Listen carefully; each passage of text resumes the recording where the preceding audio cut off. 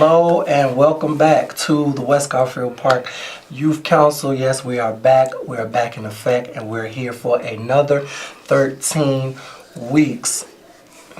And we're here to bring you many topics that young people go through for the next 13 weeks. So we want you all to sit back, relax, and have your listening ears on and your thinking caps abroad, because tonight is going to be another effective topic starting off with the season of the next 13 weeks. Some of the topics that we're going to be bringing to you will be over the next course of the next few weeks will be topics ranging from conflicts resolution, cyberbullying,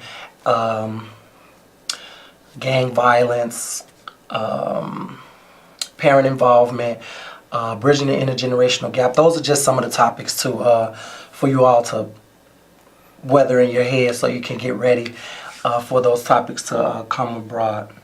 And without that being said, we're going to get started. My name is David Elam, and I'm the President Emeritus of the West Garfield Park Youth Council, which is sponsored by Fathers Who Care.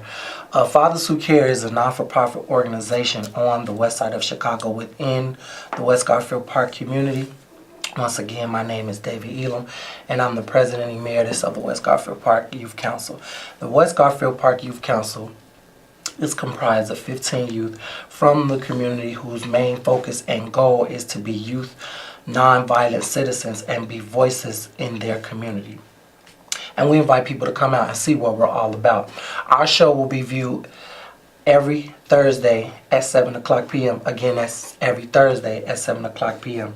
You can also view us online at www.kentv.org/live. Again, that's www.kentv.org/live. Please sit back and relax. Call in with your questions and comments at 312-738-1060. Again, that's 312-738-1060. Without further ado, I notice you all notice a beautiful young woman to the right of me, and I'm going to give her the pleasure now to introduce herself. I'm Zerlina Smith. I am a mother, a single mother of a 9-year-old. I live on the west side in Austin, and I sit on a lot of boards and committees, work hand in hand with the West Garfield Youth Council. So I'm happy to be back on the show supporting the youth and constantly advocating for you guys. And we're glad to have you once again. Once again, ladies and gentlemen, if you're just tuning in, my name is David Elam, and I'm the President Emeritus of the West Garfield Park Youth Council. You're watching a live interactive television broadcast brought to you by CanTV Channel 21. During the next 25 minutes, me and the lovely Zerlina Smith will be discussing the topic of parental involvement. Why is it so important to be involved in the lives of your child or children? And we want you all to comment with your questions and comments. Please call in to that at 312-738-1060. Again, that's 312-738-1060. So, Miss Zerlina. Yes. Miss Smith, if you like it. I'll take Zerlina. Okay, Zerlina. Who are you? And what is your purpose for existence? I am a child of God first. Mm-hmm. And who I am is a leader, and I try to lead by example. So I'm a person who wears many hats, I say many wigs, who participate in multiple events and create multiple events around the west side of Chicago. And when you think of advocacy, I think I have the loudest voice that you can find across the state, who's consistent, who just don't come out for the cameras and who don't come out for a paycheck, but comes out to support real issues that affect our communities. Okay. As you know, tonight's topic will be parental involvement, and you did state that you are a parent. Mm-hmm. Can you share with our viewing audience? First question, I have a few questions for you, if that's okay. Mm-hmm. First question Wasn't briefed on the questions, okay? Why is it important to be active in your child's life? First of all, I don't think it's important to be active in your child's life. I think it is something that is needed to be active in your child's life. When you look at what's going on in Chicago and across the country when it comes to education, our children are pretty much being left behind. And if it starts with helping your child pick up a book, if it starts with helping your child how to go grocery shopping, if it starts by you changing your lifestyle to be the best that you can be and lead by example for your child, that's what's needed to be a parent and not be a friend. Teach a child how to survive if you're there or you're not. I agree on that. And you just touched on a few bases that I'm going to go along the lines once the show progresses itself. Because you said something about being a friend. That brings me to my next question. Can you, because a lot of people mix the two and get get both of the two mixed up, and it comes a conflict of interest when you friend your child besides parenting them. So, can you be a friend to your child while parenting them? Of course you can. Really? Of course you can. At the end of the day, we have to remember, okay, now I was that child who mom used to say, spare the rod, spare the child. When you look at your children, you have to remember first and foremost that you are the parent. So you should set those guidelines that they respect you as being the parent. And when it comes to being a friend, you can have those relationships where you and your child can sit down and have a conversation and you be that ear, because you don't want to have a child that chooses to shut you out when something's wrong. And I'm going to give you an example. I picked my daughter up from school today and she ran to the car. The first thing she did was jump in the car. Normally she kisses me, she runs up and she hugs me. I miss you, mommy. How was your day? I'm on the phone, I'm talking, not paying attention. I look over to my child and she's crying. And she hasn't been in the car for 3 minutes and she's crying because she had an altercation at school during recess. And I was like, well, what happened? And she was like, the other kids are blaming me for another kid falling and spraining his finger. And I said, well, did you push him? Why would they blame you? She said, no, we were all playing basketball and he tripped and fell. And because I was next to him, they blamed me. And I said, well, if you know you didn't do anything wrong, then act like you have empathy for your friend hurting himself, but don't take ownership to something you didn't do. So at first, she didn't want to tell me. So I had to actually get her to open up to say, Mommy, this is what's wrong. Because she was just crying. She was like, no, never mind. But having that relationship just to communicate with your child, not saying that you are the authority figure at that moment, but being just like it would be if it was a friend there. But there are so many parents today or wherever who do the complete opposite. I mean, you have parents and their children going out to parties together and drinking together and smoking together. Like, why did that all come about? Like, something had to fall. That is because our big mamas have left the house. Yeah. You know, big mamas are pretty much 32 now, the grandparents. I know when I grew up, it really took a village to raise me. So when you talk about going out to party with your kids, that's the first thing we should say as an adult. That's a no-no. Because I don't need my child to know what I do if I'm inebriated. I don't want to know what my child does if she's inebriated. But I would most definitely be concerned with what she does. And when you talk about going out partying with your child, someone you brought into this world, how does that show positive role models? I mean, all I know is to get up, go to work, and pay bills and take care of my daughter, and show her that we have to work in order to live in a house and to pay the lights and to have the gas. So being a friend with my child, I don't think no parent should think friendship means that you have to go to parties, drink with your children, do drugs, because first and foremost, we want our children to be able to pass a drug test to get into college. We want our children to be able to pass a drug test to get a job that pays above minimum wage. So we have to look at our inner self and figure out, is that the best example that we want to set for our children? Yeah.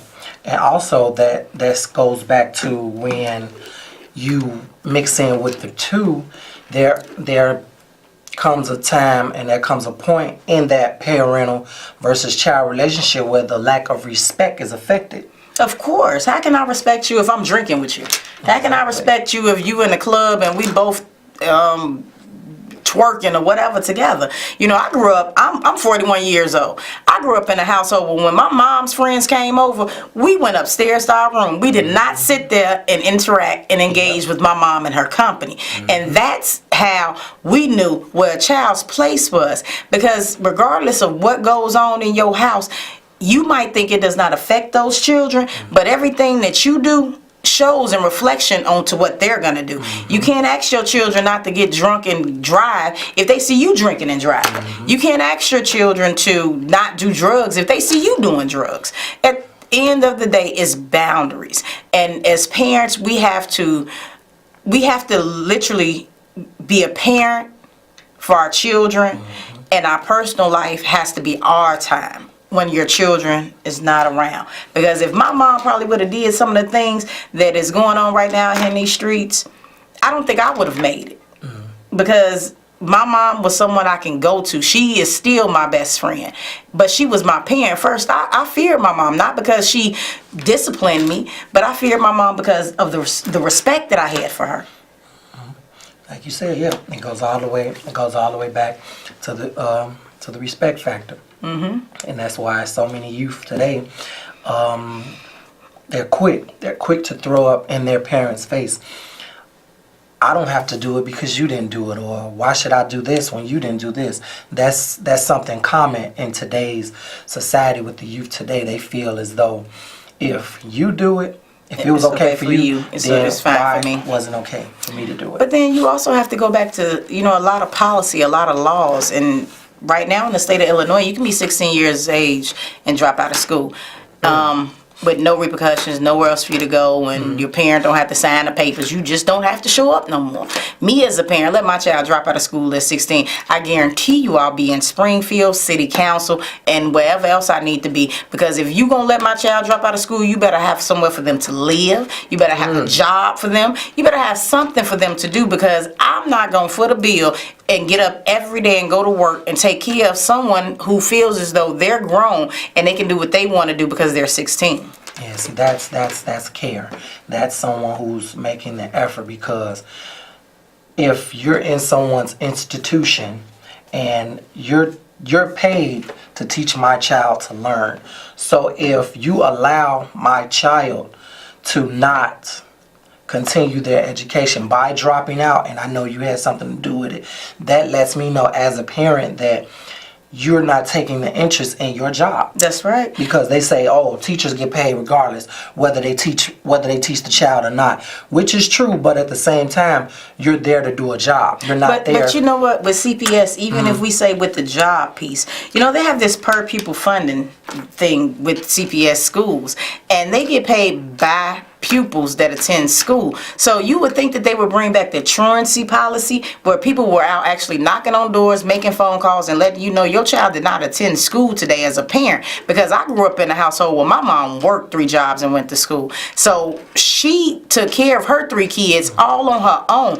And when we didn't do what we had to do, my mom was right there with us at the school, advocating on behalf of those individuals who were supposedly responsible for us while she was at work or at school, saying, how is this possible if I bring my child to your building, that she can go out another door? Exactly. That definitely needs to be brought back into effect, because there shouldn't be no such thing as these kids are being so common and so cool with the authority in the school that they're allowing them to do whatever, whenever. There's no way you should drop your child off at school and your child don't get out of school till 3 o'clock, but your child is walking through the door at 11 a.m. Why is that? And that goes back to parenting. If you sitting at home and you're not doing anything productive with yourself, how does that motivate your child? Exactly. And when we look at most of our institutions, and I'm just speaking for some of the places that I've walked into as of lately, most of the educators that are there are pretty much in their 20s. They're not from the community. They are a total different race. Culturally, they're not connected to the youth. And our children have no respect for them, because they look at them as not their educator, they look at them as their peers. And when those kids walk through those doors, they should have someone who understands what they've been going through, because most of our kids have to walk through gang lines. They have to walk through bullets to get to school. But if you don't wake up to the sound of ambulance and gunfire and go to sleep to the riddling sounds of the police cars and the lights flashing through your window, how do you know that child is not mentally traumatized? Instead of just allowing that child to drop out or to fail or not succeed while he or she is in your possession. Ladies and gentlemen, if you're just tuning in, my name is David Elam, and I'm the President Emeritus of the West Garfield Park Youth Council. My guest this evening is Zerlina Smith, and we are discussing the topic of parental involvement. Why is it important to be involved in your child's life? And I want to pose a question to the viewing audience to please call in with your questions and comments to the following question. I just asked you this question, but I'm going to pose it to them because I want to hear their thoughts about the question that I asked. Can you be a friend to your child while parenting them? Again, can you be a friend to your child while parenting them? Yes. Please call in with your comments and questions to that following question at 312-738-1060. 312-738-1060. We want to hear what you got to say. The phone lines are open. Call us up and tell us what you think. And remember, don't exclude your child because you think parenting is supposed to be something stern. When you think about relationships, shouldn't it? But when you think about relationships, when we get to your nonviolence piece, you have to also remember that everyone is affected by something. And if your child cannot come to you when something's affecting them, then it's a problem. Yeah. Next question. Do you believe the lack, or is there a lack, of discipline can affect the child in the long run? Well, I'm going to tell you, DCFS will lock you up and take your kids away. When you think about discipline, and I might be wrong. My mom said I'm an internet mom. I'm a modern day mom. She said I read the books and I go off of what they've projected how we should raise our children. When you think about discipline can be a form of action in so many ways. Our kids are, well, I'll say my kid and most of her associates and some of our teenagers are used to technology, used to having money, like nice clothes, nice things. So when you think of discipline, if your child is not doing what your child should be doing, whether it's in school or at home or just in your presence, take something that you know that they gonna miss. When my daughter gets in that car, first thing I say, you got 20 minutes to read a book. That's what your teacher told me you need to do every day. So give me 20 minutes as we riding home or riding to wherever we need to be. You're gonna read this book before you pick up this phone. Get home. Your room is not clean, but she's gotten this phone back and she read her book. Give me the phone back because I need your room clean. That is what affects her. Okay. Oh, and I see we have first caller of the evening, so we're going to entertain a few calls and come right back into discussion of parental involvement. Hello, caller. Thank you so much for calling. You're on with Zerlina Smith. Your comment or question, please. Comment about the punishment. Say that again. I wanted to give a comment about what you said about punishment. The discipline. Yes. Discipline sometimes is misinterpreted as a consequence. We have to look at discipline for a child, not one that involves beating or any type of physical abuse or mental abuse. Discipline should be a type of restorative action. That's right.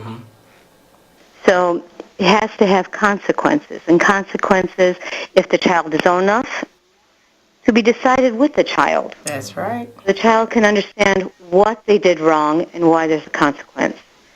And as children are growing up, before they can even make these decisions, parents are the ones who have to make these boundaries. That's right. And if the parents know what's best, they will do what's best for the child. But then we have to look back at what does the parent know? Did the parent receive this type of practice in their life? And if they didn't, where can a parent go to learn about how to discipline a child.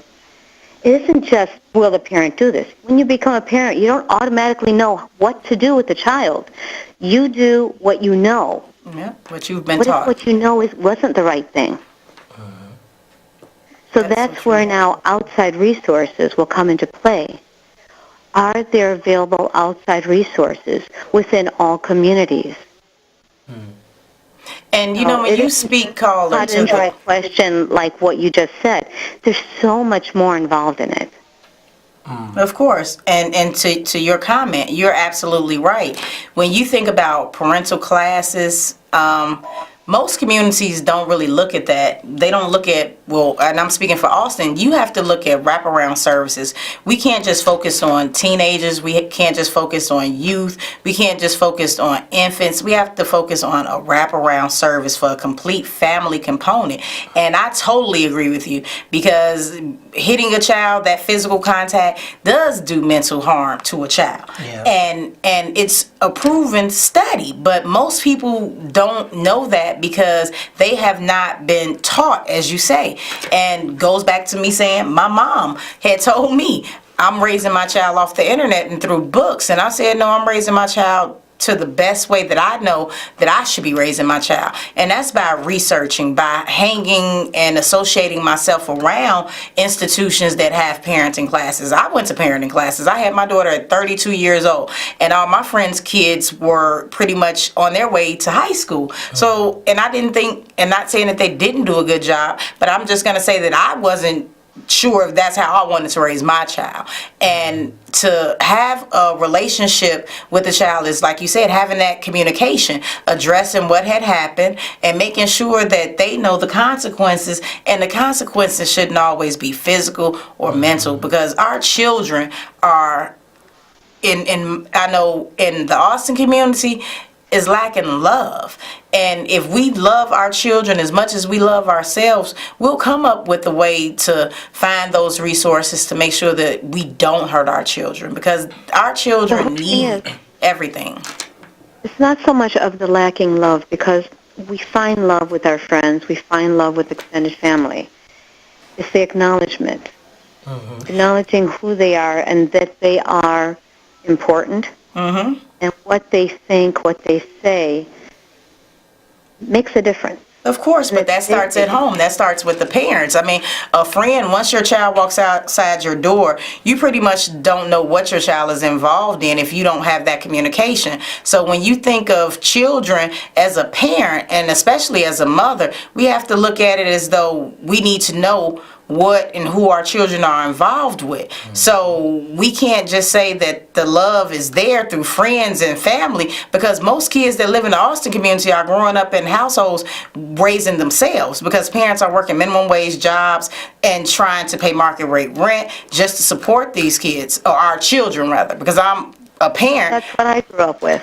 My mom, single mom, dad passed away when I was very young, and she had 5 of us to raise. And the youngest was 5 and the oldest was 16. So I know what you mean about how a parent was working, how my oldest sister was working. We all lied about our ages. We grew older so we can all find some kind of a job to contribute to the bills, to the household. But with that aside, the punishment, going back to the question, has to be a type of punishment, a consequence that's restorative. Of course, and the consequences is what they want and what they perceive is valuable to them, whether it's hanging out with their friends. You know, I'm a strong believer that we need to reinforce curfew laws in the city of Chicago. I'm a strong believer that you should know where your child is at. I'm a strong believer in being 100% involved in my child's life, and knowing that when my child walks outside that door, I can't protect her any longer, even if I'm with her, but having some idea as to where she's at. So having those conversations, and then when you talk about punishment, we have to know, and they have to know, that if you're doing something wrong, you should have consequences. Well, Okay. the time. And I also want to address briefly the question that you had about, can a parent be a friend? Okay, can you make it quick because we have to wrap up? Very quick. Friends are someone you choose, you want to associate with. A parent is in a category all on its own. And when you define what friendship is, someone you trust, someone you depend on, well, that is also a parent. So it isn't the separation, can a parent be a friend? The parent is all of those things. Well said. Well said. Okay, And thank you. Thank you for calling in with that. Thank you so much. Okay, the time on the wall says we're out of time. I wish we can keep going because this was getting deep and I was. But we really need to make sure that everyone knows about the issues that is really affecting right now, the anti-bullying. Go to websites. If you're educated, if you're a parent, Google it on your phone. Sit down with your children. The teen dating awareness, the avoid being a victim of peer pressure, the conflict resolution, the youth empowerment of your community. Start researching using those phones, those gadgets that we have, and use what is out there to build a beloved community. Well, I thank you again, Zerlina, for coming out again, as always, and being a guest on our TV show. Please tune in same time next week where we will be discussing the highly epidemic use of alcohol and substance abuse. So it will we'll be discussing next week underage drinking and substance abuse in our communities. So you can tune in with us next week for that. Also, if you young people out there who are looking for employment opportunities and job training, please give Father Sucare a call at 773-287-5821. Again, that's 773-287-5821. You can also visit our website for more information at www.fatherswhocare.org. See you next week, same time, same place. We love you. God bless you. Good night. Good night.